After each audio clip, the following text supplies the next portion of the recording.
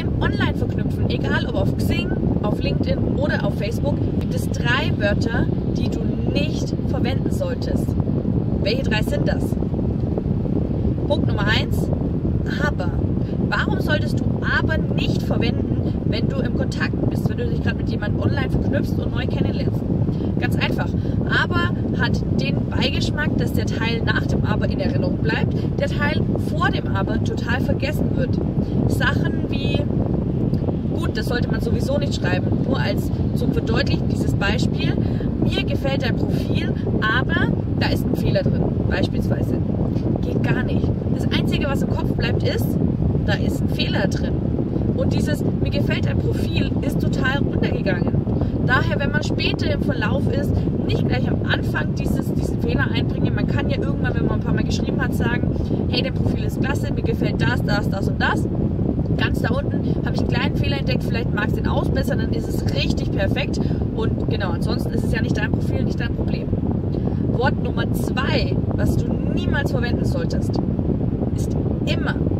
Warum immer? Weil immer eine Pauschalisierung ist. Immer bedeutet, man setzt sich gleich auf alle Taten, auf alle Handlungen, auf alle Nachrichten ein. Und das wirkt so lala. Überleg dir selber, okay, wann findest du es komisch, immer zu sagen, wann findest du komisch.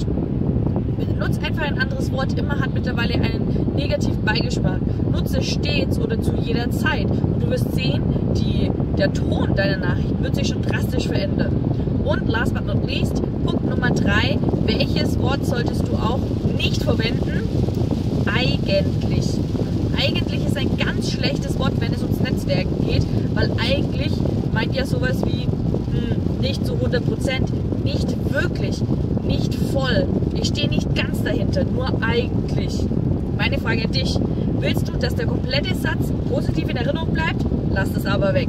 Du willst keinen negativen Beigeschmack, dann lass es auch mit dem immer weg. Oftmals braucht man dieses Wort gar nicht, wird sehr häufig als Füllwort verwendet. Und Punkt Nummer 3, eigentlich brauchen wir nicht. Entweder du stehst dahinter oder du stehst nicht dahinter. In diesem Sinne wünsche ich dir sehr viel Spaß. Denk dran, Sprache ist Macht.